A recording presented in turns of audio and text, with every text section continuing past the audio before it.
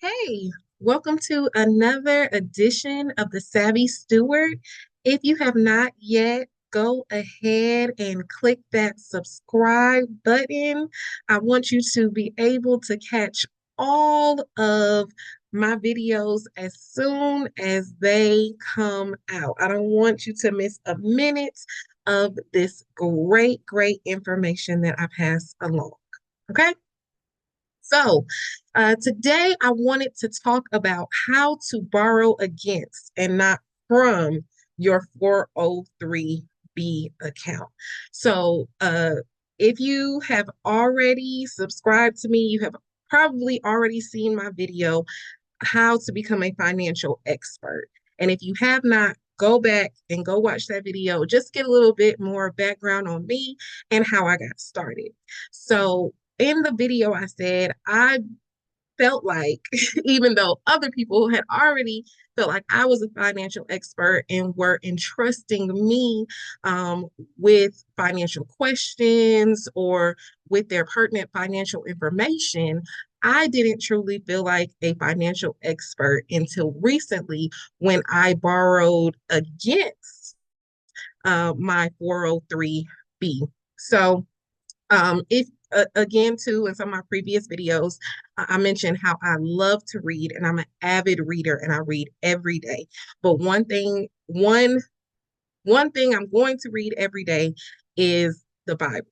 And the Bible does say that there are blessings on obedience in Deuteronomy 28. And one of those blessings is you'll be the lender and not the borrower. If you all have ever heard, hey, you're the lender, not the borrower, you're above and not beneath, you're blessed in the city and blessed in the field. That's all in Deuteronomy 28.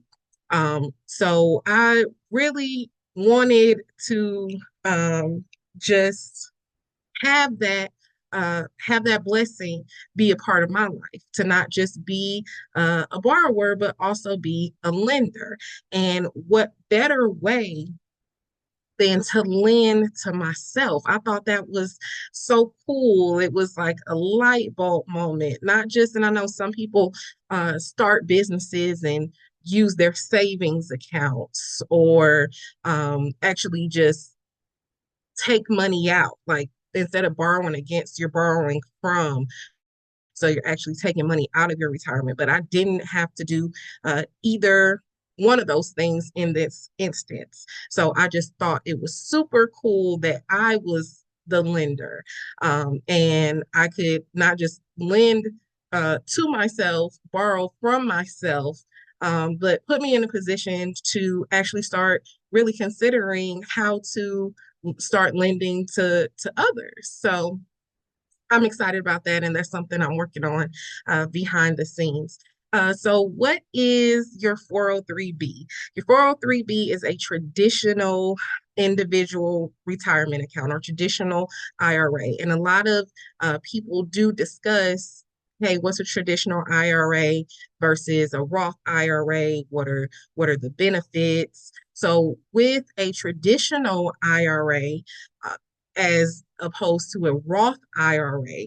The traditional IRAs are taxable later instead of taxable now, where Roth IRAs are taxable now and not taxable later. That's the biggest difference between the traditional and Roth IRA.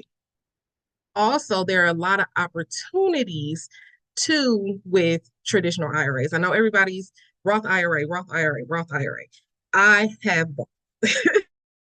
And I'll get into that in some suggestions a little bit later in this video. But also, there are taxable advantages to a traditional IRA as long as you meet the income limit requirements and don't get out over that phase out limit. But your contributions to your IRA, some of those are deductible as well. Again, be mindful of phase outs and income limits.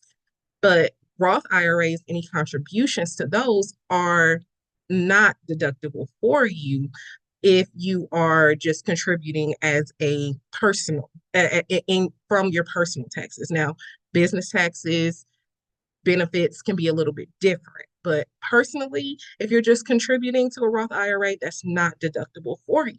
So that's another great benefit of a traditional IRA, as well as being able to borrow against your 403B. So that's, again, going back to the means of this video.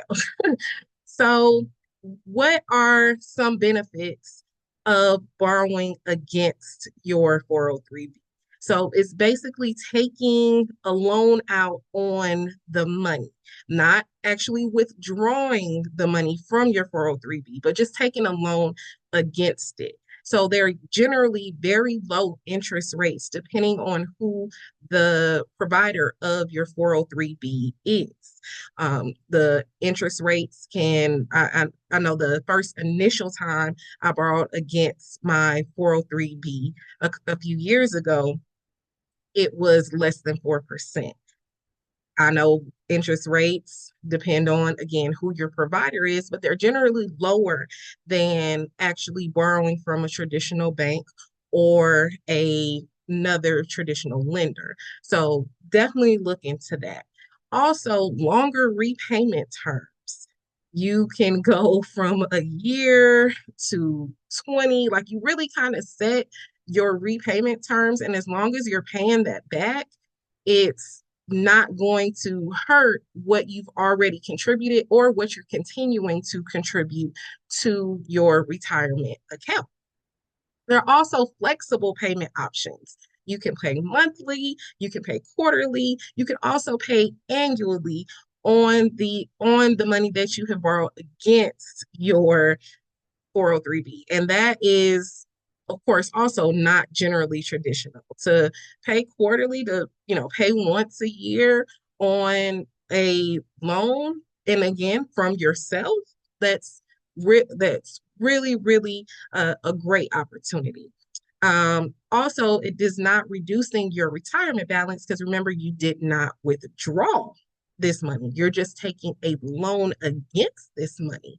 Now, that means if you do not pay it back, they are going to count it as a withdrawal. But as long as you're paying that back, you do not have any penalties for reducing your retirement, for withdrawing from your retirement, because again, you're just taking a loan against it. It's also because you're not withdrawing, there it is non-taxable for you. So keep that in mind as well. So again, there are a lot of benefits to borrowing against your 403B. So what did I use the money for? If you have seen my website, within the last 6 months, you know that it has been upgraded. Within the last year, it has been completely refreshed, renewed.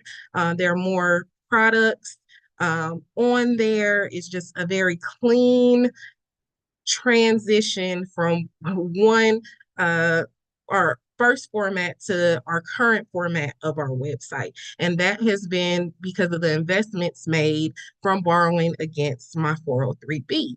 Also, more courses, again, and products that are available because I've been able to invest and take the time and actually create these products for people on demand at your leisure. So be sure to check out our website, www.loveserveeducate.com, to see the new website, to see the new offerings, and how it can benefit you. So, what are some things that you can do with your money that you've used to borrow against your 403B? Really, the sky's the limit. If you have anything personally that you need to take care of, if you have a business and you want to invest into that business, you can do that as well. So be mindful and think of other just creative, innovative, out of the box ways to fund your business. Okay. Retirement suggestions. I said that I would get into this. My first retirement suggestion is going to always be diversify your portfolio between your 401k, between your 403b, between your Roth IRA. There's nothing wrong with having all of them. There are benefits to all of them, and I don't want to miss the benefit of any of them. So that's why I'm just not always, oh, only Roth or only traditional or only 401k. Definitely diversify that portfolio and get the best assets, the best investments that work for you and your family, for your future, for your goals, and for your plans. Okay. Also, consistently review and take advantage of your retirement benefits. What are the actual what's the actual mix of your retirement accounts between bonds, between dividend investments? Does that need to be changed? We hear a lot about the 80-20, and as you're getting older, transitioning more to bonds versus dividends, but what's going to be paying you the best returns? So definitely get in contact with your financial advisor to see what they are suggesting. The market consistently changes between election cycles, between current events. So you want to make sure that your current investment mix is also best for you now and when you get towards retirement age.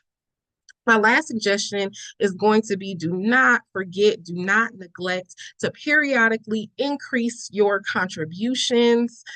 Don't just leave your retirement ever sitting. Make sure you're always contributing to your retirement accounts. If you do not have any retirement accounts, please start today. If you did not start yesterday, the best day to start is today. I do not expect to work forever.